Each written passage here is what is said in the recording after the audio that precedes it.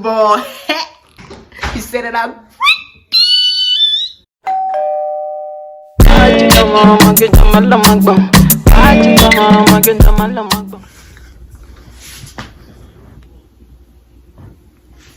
Salut guys, j'espère que vous allez bien. Aujourd'hui, on se retrouve pour un genre de chit-chat talk où je vous raconte 2-3 anecdotes où la vie m'a joué des petits tours. Donc, commençons.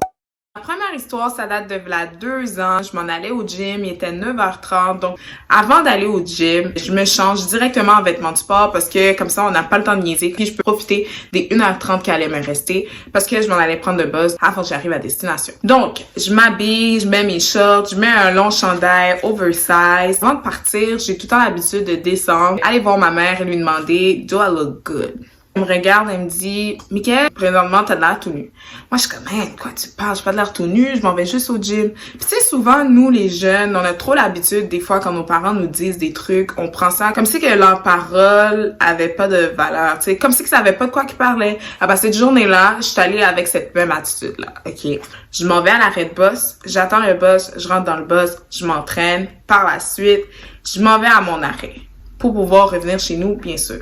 À l'arrêt, j'avais mis mes écouteurs, ok? Mais mes écouteurs avaient pas de musique. Et souvent, quand je prends les transports en commun, j'ai des écouteurs, puis il y a pas nécessairement de la musique, parce que ça veut dire, je vais pas me parler, je me sens pas sociable, je veux parler à personne.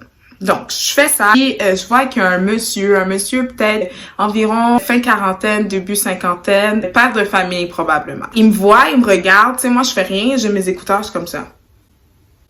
J'étais pas là pour niaiser, genre, je voulais juste rentrer chez nous.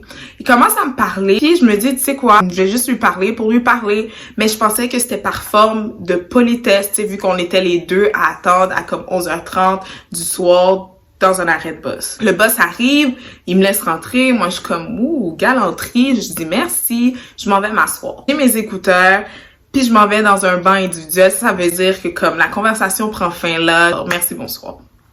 Lui, je pense qu'il avait pas compris le message indirect. Donc, il décide de venir s'asseoir devant moi. Fait que dans le fond, mettons, le boss est comme ça, vers vous. Moi, j'étais là, il était là. En plus de se mettre devant moi, il se met comme ça. Il commence à me parler, donc moi, tu sais, j'ai pas le choix, j'enlève un de mes écouteurs, mais dans l'autre, j'avais mis de la musique, parce que là, je me faisais vraiment déranger. Mais je fais pas paraître parce que je me dis, des fois, les gens ont besoin de parler, fait que je vais les écouter. Donc, il parle, et à un moment donné, il demande mon nom. Naïve que je suis, je décide de juste donner mon nom, parce que un nom, c'est un nom pour moi. Donc, j'ai dit, mon nom, c'est Mickaël. Il me dit, c'est quoi son nom que j'ai pas retenu. Puis, il arrive à un moment donné où il commence à me faire des compliments du genre, ah, tu es belle. Dans ma tête, j'étais comme, yeah, no. Mais de l'autre côté, j'étais comme, c'est un peu bizarre, quoi. Parce que tu pourrais littéralement être mon père, mais je dis rien, tu sais.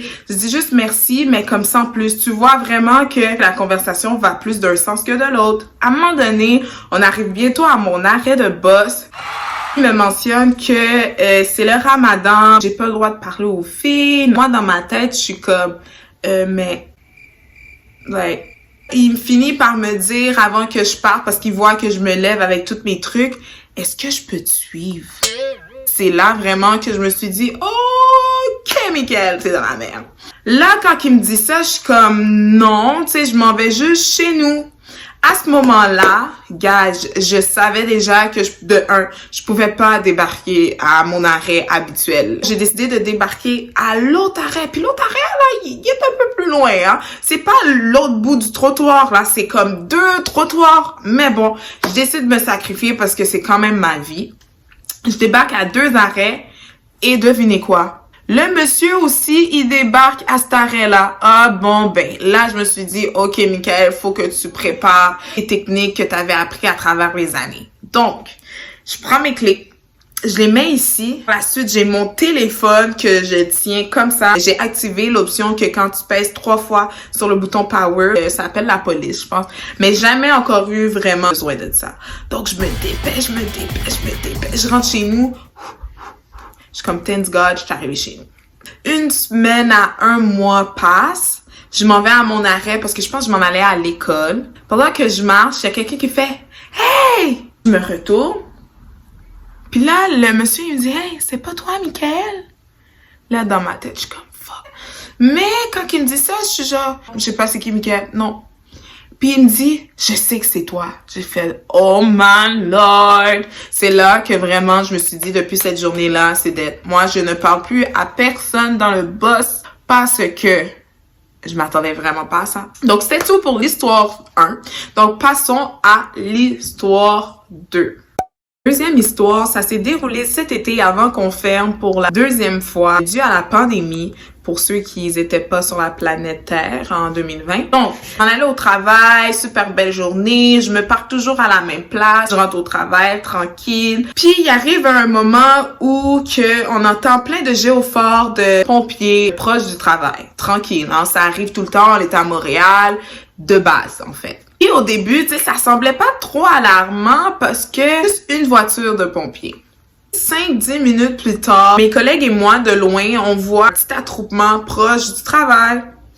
On continue à mind our business parce que y avait déjà des clients dans le restaurant. On continue à travailler, on parle, on se fait des blagues. Puis de plus en plus, tu vois que les clients, ils semblent eux aussi concernés par ce qui se passe dehors. Dans le fond, de loin, nous, ce qu'on voyait, c'était vraiment juste un attroupement qui commençait à grossir un peu plus. 2-3 minutes qu'on voit que le monde, il regarde seulement à une place, on décide d'aller voir ce qui se passe. On voit que le bâtiment est en train de prendre en feu. Là, je regarde, tu sais, je dis rien, mais on dirait qu'à un moment donné, je sais pas ce qui se passait à ce moment-là, si j'étais trop flabbergastée par le feu. À un moment donné, il y a comme une idée dans ma tête, après que j'avais fini de prendre une vidéo de ce qui se passait, il y a une idée dans ma tête qui a tourné puis qui a fait, mais, Michael, le bâtiment qui est en train de prendre en feu, ton auto est à comme 2-3 mètres du bâtiment, genre 1+1, 2. Là, quand je remarque ça, mon cerveau, il clique. Je cours comme une folle en prendre mes clés. Je monte les escaliers comme jaja. Le monde, c'est comme, qu'est-ce qui se passe, Michael? Moi, écoute, Michael est pas là, en fait. Michael est en mission. Courant, mon sel tombe en plein milieu du restaurant.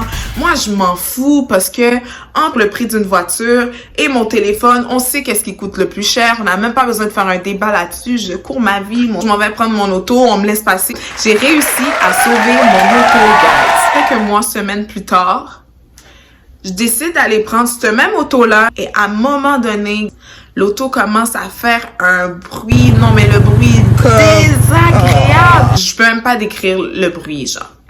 Donc, j'appelle ma mère, comme je lui dis, yo, maman, comme le bruit est désastreux, je peux pas continuer comme ça. Tout le monde est en train de me regarder dans la rue. Littéralement, la honte de ma vie, genre. Moi, j'étais chaud. Donc, je décide de retourner chez nous. Après ça, je vais voir qu'est-ce qui se passe. Je demande aux gens, what do you do? What's up with my car? Parce que quand moi, j'ai démarré, tout allait bien.